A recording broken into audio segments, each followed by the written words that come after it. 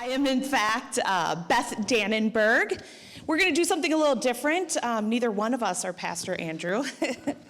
I'm Beth. I have been here at Branchline since I was 5 years old, and I'm 41 now. That's a lot of years. I've done a lot of things here. I started out, my first volunteer job at church was way back in the day when there was these things called tapes, and we used to tape the service. My job was to erase the tape. So you use a big magnet to erase them. That was my first volunteer job at church, erasing tapes. So you know I'm old. That's what that means. And I am here with Ryan Westphal, and believe it or not, I'm older. So I came here, I started coming here like 20 years ago, probably about 20 years ago. I don't know when you started coming here. I know, right? I try to forget. I'm just kidding. The worst day of our life. And my road into ministry is a little different. I ended up going to Northwestern College. I did a undergraduate in ministry and then never really left. So I did a master's, then I did another master's. I did 2 years of biblical Greek. And then I've been teaching ever since. So I kind of fell in love with teaching through that process. Absolutely. And Ryan and I, the first thing we've ever did together was, I was the youth leader here for like 10 years. And Ryan, one of your first years here, I was like, hey, I have a lock-in coming up, and the bet is that the teenagers will get 100 teenagers here, and then they get to dye my hair blue. But I need some chaperones. You look like a guy that likes to hang out with teenagers. You want to come and hang out with teenagers from 7 p.m. to 7 a.m.? That's when they're their best. And I did. You did. I kind of enjoyed it because I get to be the bad influence. So, I made sure they ate lots of sugar and get them a little worked up. Yeah. Yes. So that was actually our first time doing ministry together. And if you call feeding kids candy ministry. Yeah. Well, who doesn't want to hang out with a guy with no, sleeves on his shirt that's tattooed up, right? Yeah. A little cooler than, little old me. So, if you can't already tell, today's going to run a lot differently than a normal church service. We're going to do something very different. Ryan and I are two people that have done lots of different ministry things together. And anytime the two of us are together and talking about anything, of which most times we're talking about something, people will be a part of the conversation and then eventually leave the conversation because we go a little deeper than most people want to talk about things.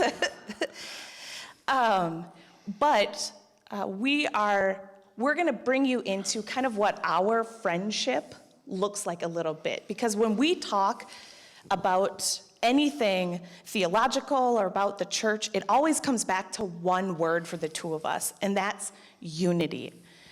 For the last 3 years, Ryan and I, anytime that we do anything together, it comes back to that word.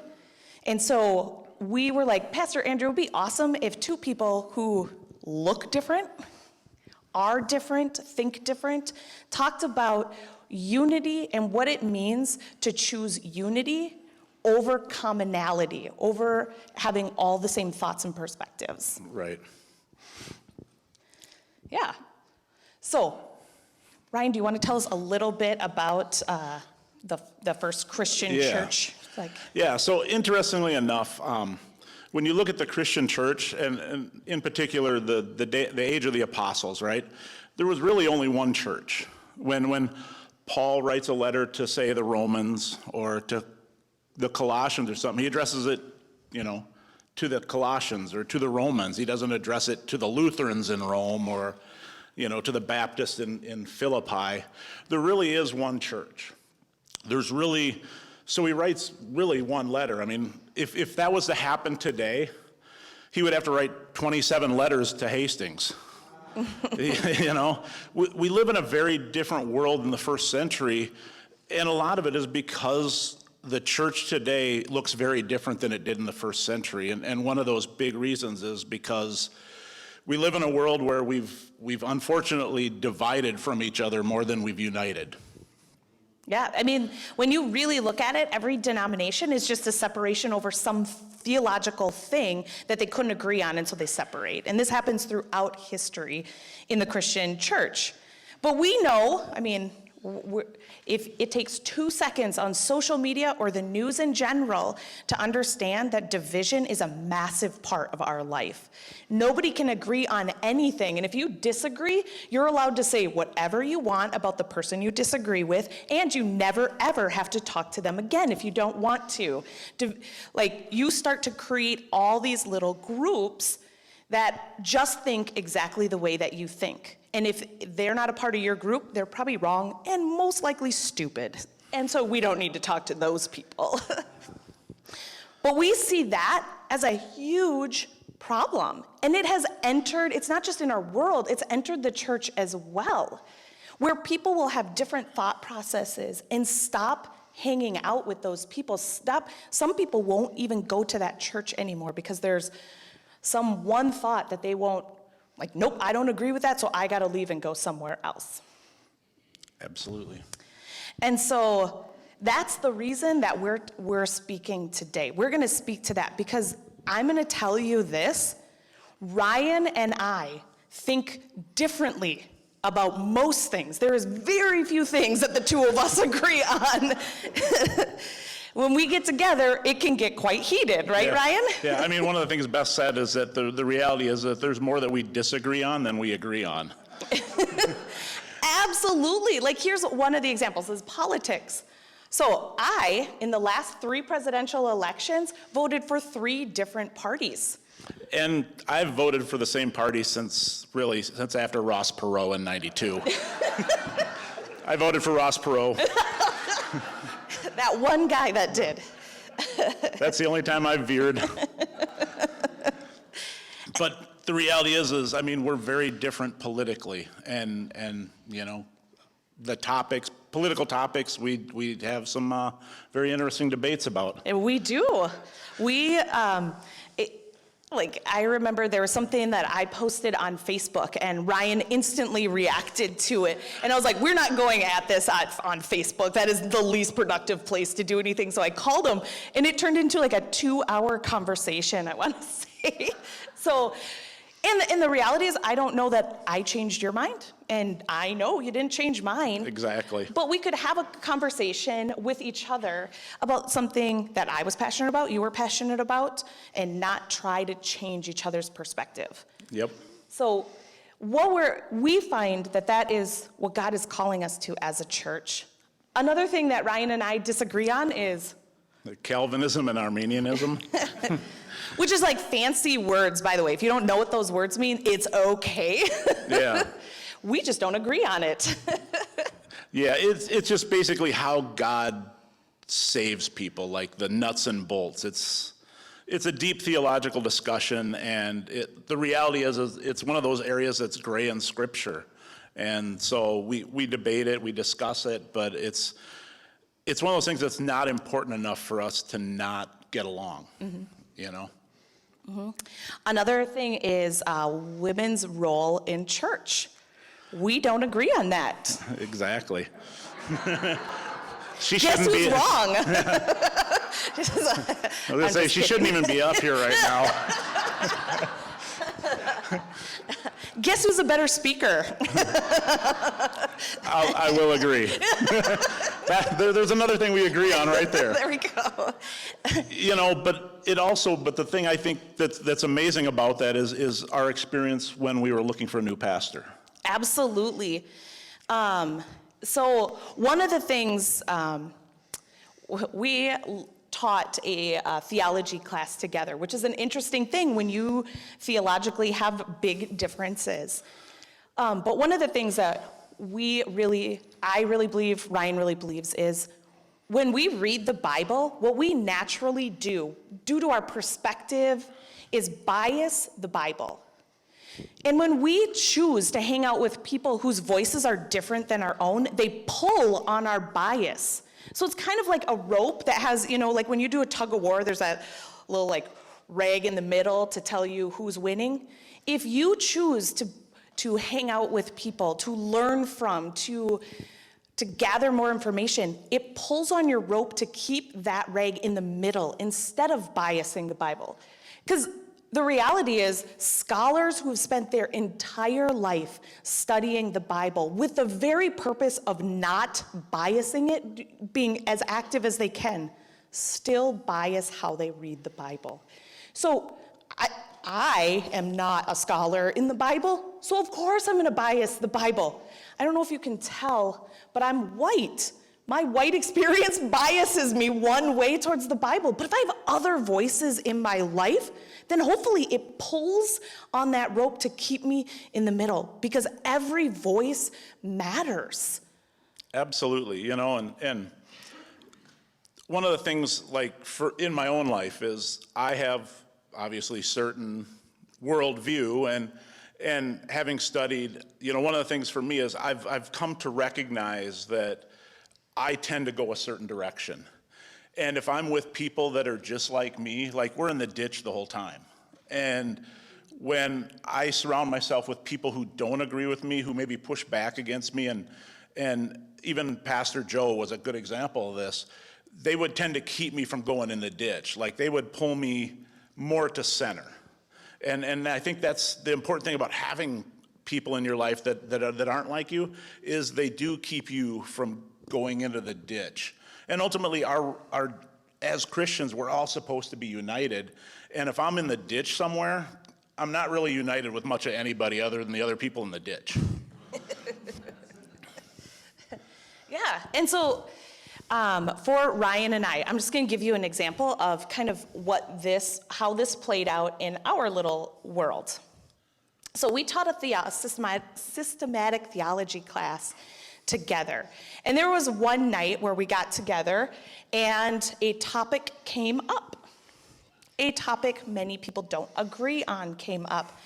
And it started out pretty cordial, where it was just kind of, back and forth between this. But it started to get personal. And I started to represent a voice that some of these people did not agree with. And it started to get very, very personal. To the point where, in tears, I stood up and said, all right, we have exceeded my ability to be mature. I'm about to cross over maturity and go into not mature. I haven't gotten there yet, so I'm gonna leave so that I don't get there. And left, because I just was like, I can't be a part of this conversation anymore. Now, that stays division if that's the end of the story. But that wasn't the end of the story. That night, at 10 p.m., I get a phone call from Ryan. And Ryan just explained, hey, here's what I could have done better. And in this moment, we talked about the ways that we could have had hard discussions, but done it better. And I had left that night. I left with my friend Tracy, literally could barely breathe, tears. But at 10 p.m., it went from feeling like complete failure to feeling like, okay, I have a friend who's going to defend the Christ in me over this silly disagreement over something that I may have taken too personally. And we had this moment to reaffirm to each other, hey, this isn't an area we're allowed to cause division in, and we won't let it cause division. And that moment for us became this place where it was there's something way more important than the things that we divide. And Ryan and I's friendship is one of them. And what we walked away from that event was we were better teachers, better friends, and honest to goodness, better Christ followers. Because we said, nope, you don't get a place to divide between Ryan and I. We can disagree, but we will not divide. Absolutely. And I think that the key is that we're not up here today telling you we've got unity figured out. Somehow just trust us. If we're you do perfect. half of what me and Beth do, you guys will be fine. maybe even less. But the reality is that every day I make mistakes in not just my friendship with Beth, but my friendship with everybody. Every single one of us does. And every single one of us every day screws up unity. And the question is, how are we going to respond to that? You know, I could have just said, well, Beth's gone. We'll just move on with all the people that think just like me. And hey, I won. You know, but that's not the reality. It was a learning experience for me. I learned how to be a better teacher, how to, you know, learn when I should step in maybe a little more forcefully. You know, there's just, every time we make mistakes, it's an opportunity to learn and to do it better the next time. Mm-hmm. Absolutely. And so that brought us to Colossians. And Ryan, if you want to read Colossians. Yeah. So Colossians chapter 3, this is Paul's letter to the Colossians. It's a church, it's one of his prison epistles. He writes it while he's in prison. But he says this, and it was pretty profound. Like when we were talking about this topic, this is one of those verses that I always seem to come back to. And he says this, here there is no Gentile or Jew, no circumcised or uncircumcised, barbarian or Scythian, slave or free, but Christ is all and is in all. Therefore, as God's chosen people, holy and dearly loved, clothe yourself with compassion, kindness, humility, gentleness, and patience. Bear with each other and forgive one another if any of you has a grievance against someone. Forgive as the Lord forgave you. And over all these virtues put on love, which binds them all together in perfect unity. And when I think of that, you know, the very first verse there, 11, you know, Paul says there is no Gentile or Jew. The things that we distinguish, we divide over, God doesn't see that, right? I mean, what Paul's talking about here is ethnicity, nationality.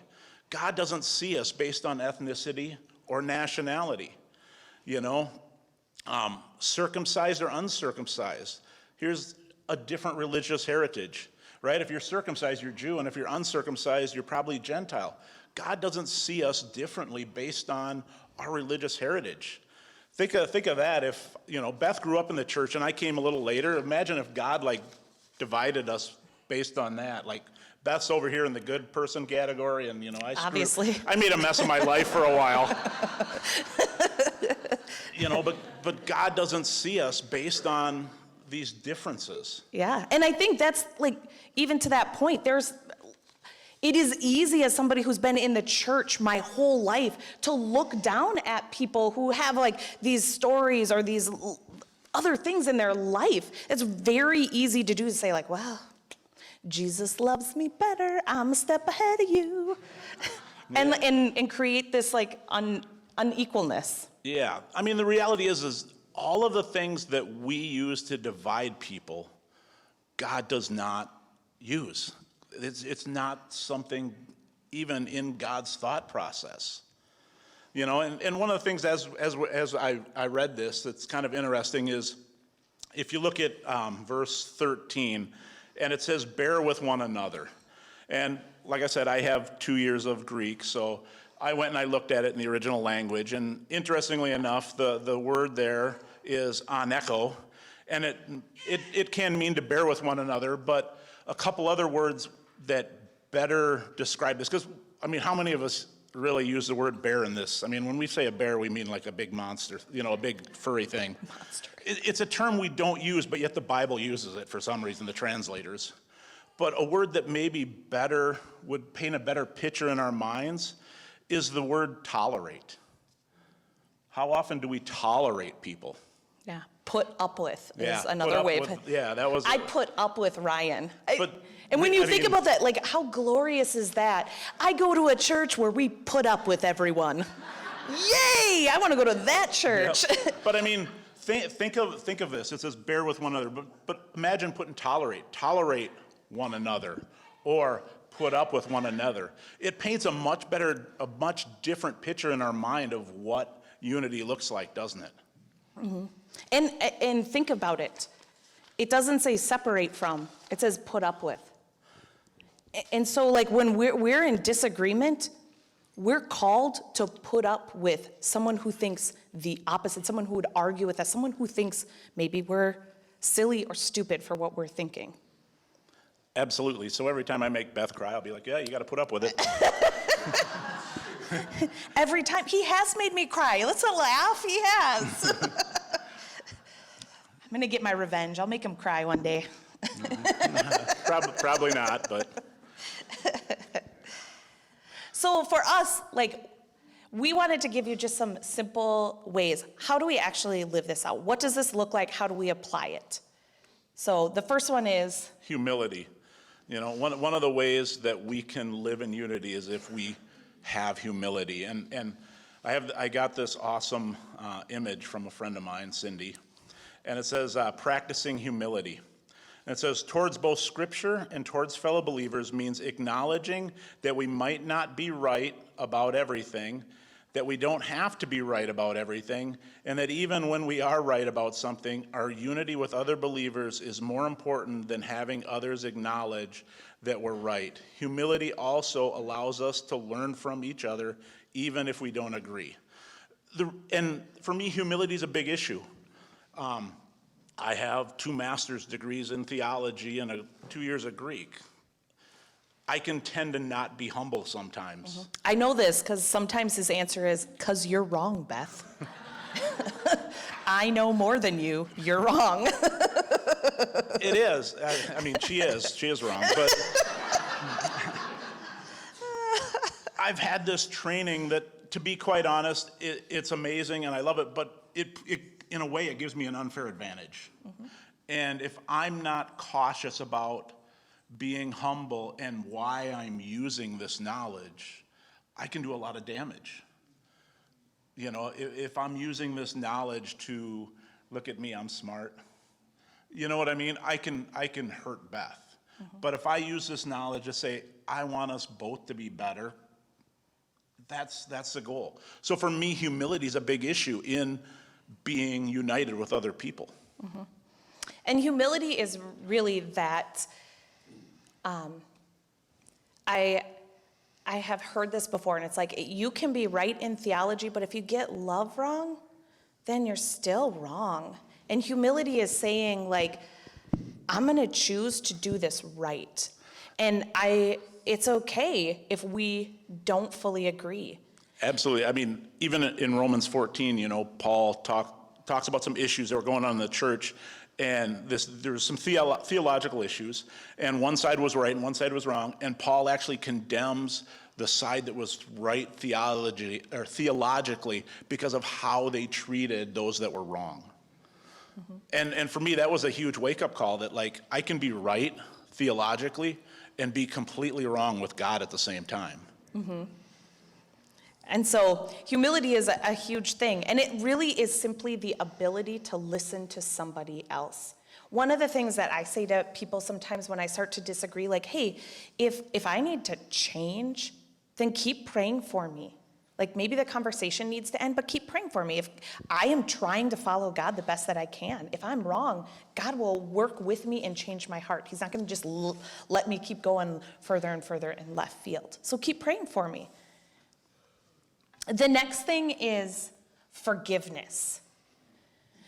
And forgiveness is a big old word that, well, it's like, oh yeah, we know that. That's the good Christian thing. We're supposed to forgive people. But it's super hard to live out because, one, forgiveness might be without somebody ever saying, I'm sorry, or recognizing that they did something wrong.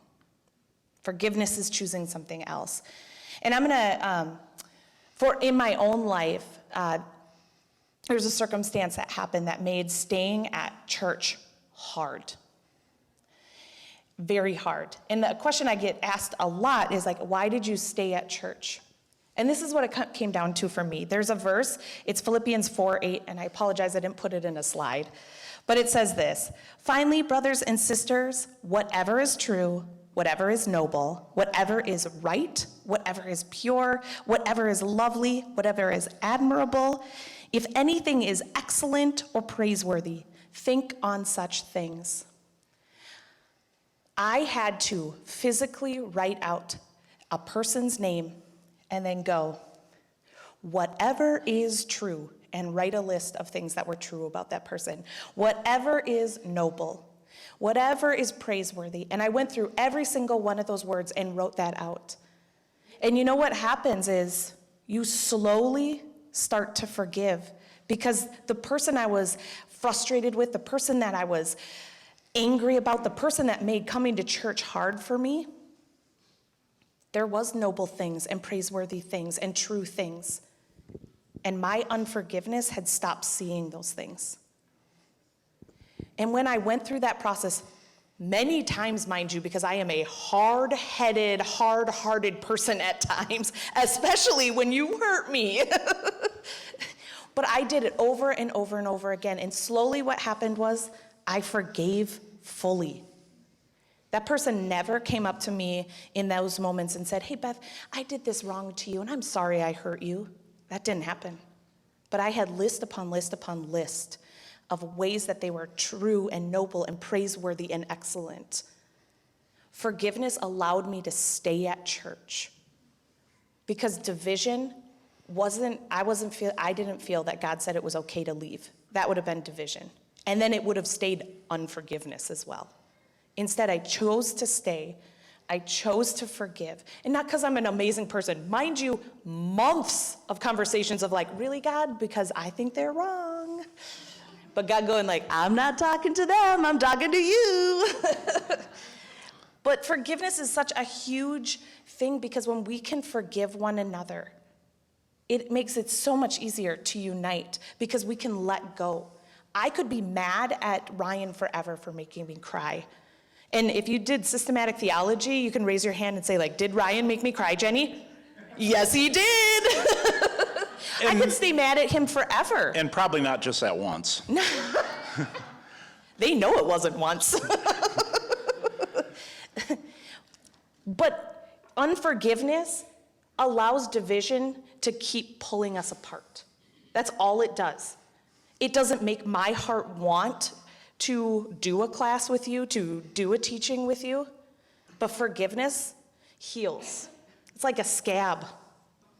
You still, like, there's nothing awesome about scabs, but you need a scab in order to heal, right? Yes, he is. I am. Just for the record, I wasn't the person she was writing all these lists about. I'm sure she's got other lists. Yeah. I have a whole Ryan notebook. Yes. I'm totally kidding. I don't. It's more like a floppy drive, but whatever. I blog CD. about it.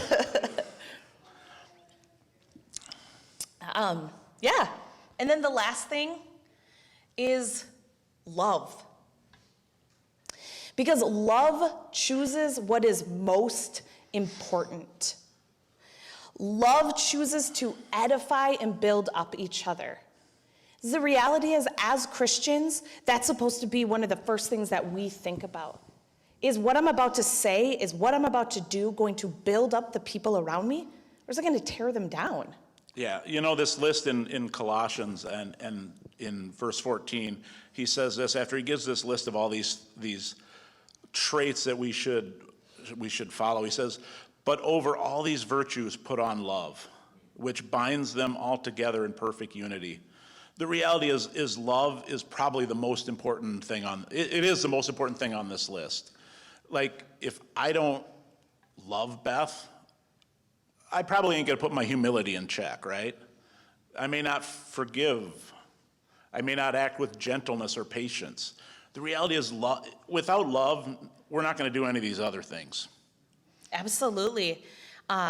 And this year, like, I'm reading the Gospels, and one of the things that Jesus says is like, you want to follow me, then obey my commands. And this is my command: love the Lord your God with all your heart, mind, soul, and strength, and love your neighbor as yourself. The two things that he gave as the biggest commands are about love, loving God and loving people. I think the thing that's interesting too is love your neighbor as yourself. I mean, that's not just calling you to love your neighbor, but think of how much you love yourself. Yeah. Right? Yeah, you're not going to gossip about yourself. I know. You know what I did yesterday, that idiot? Can you believe that Beth did this? But you know, the fact that God calls us to love each other as much as we love ourselves, I don't think to be honest, I don't know that it's even possible, but that's the expectation. And so love is that's a huge word to use. It gets to be churchy and we go like, yeah, I love everybody. And then 2 seconds later, we're gossiping about everybody or like, oh my gosh, can you believe so-and-so did? I'm so guilty of this. That's why I keep pointing it out. But love isn't those things. It's choosing to say like, I know what's going to build up someone beside myself. And I'm going to think about both the person hearing it. Does it build them up? Does it edify them? Is it beneficial for them? And then the person I'm talking about, is it building them up? Is it benefiting them? And if it's not, love shuts up. It stops talking. Yeah, anyone else have a word on that? There's like a weird pause there, sorry.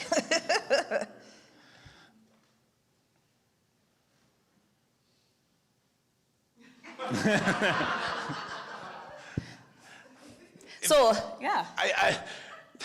We didn't write this out. We have like a general outline because we want to, you know, it's like this is just kind of us interacting and this is just the way it is. Yeah. But. Yeah. If you took systematic theology with us, there would be these moments where we just both look at each other and like, yeah, what do we do now? Yeah. So, sorry, you got to be a real genuine Beth Ryan moment here. Yes. So I think all of this is to say, like, humility, forgiveness, and love, those are the ways that we live this out.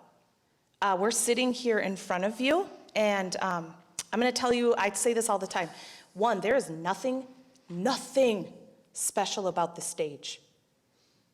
Okay? I'm not up here because I've perfected it. I am not up here because I'm better than anyone. These three things I have to purposely live out and fall so very short. If you wanted to, I could spend the next hour creating a list for you if you really wanted one. That benefits no one and would be useless. Yeah. So we're not up here saying we've perfected this. I think that's key, guys.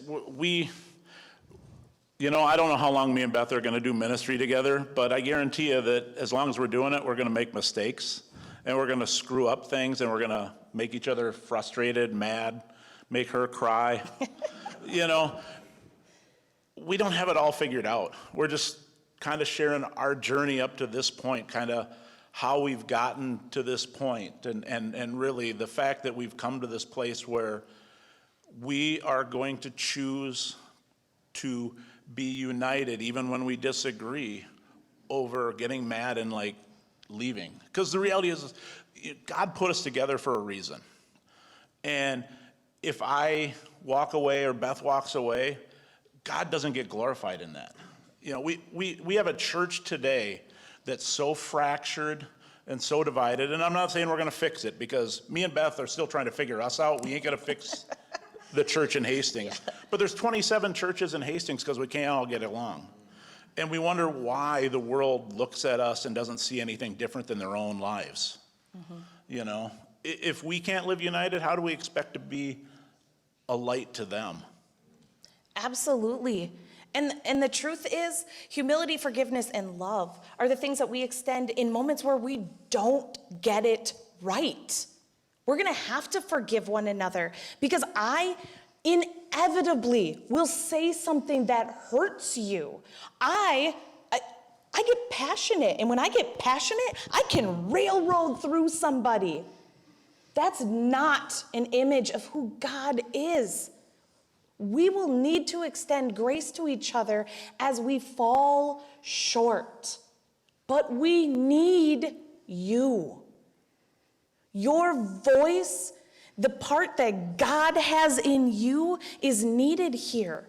I see a more perfect picture of who God is when I unify with the body of Christ. Not just people who think like me or look like me or live the same life as me.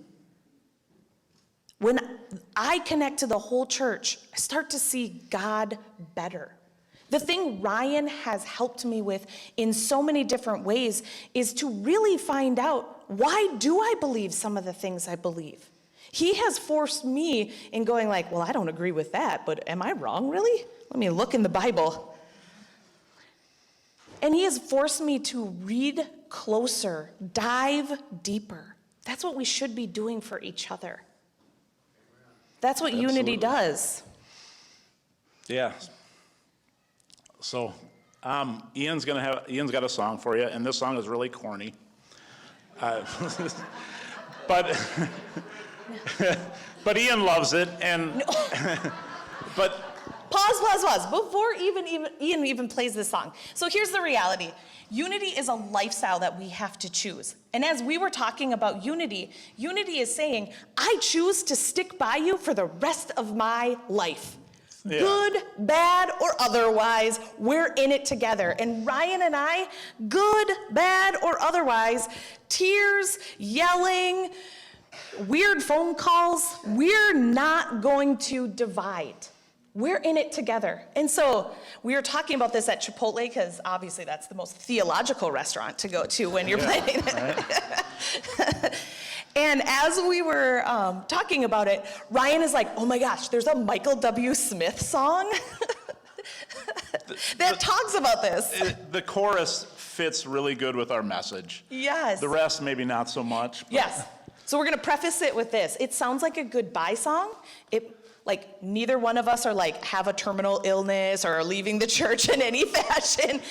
Just listen to the chorus. That's what really hit it for us.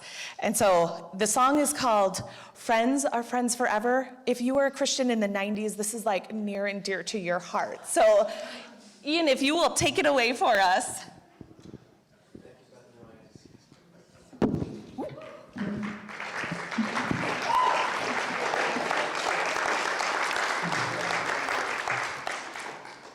Notice we're leaving on opposite ends.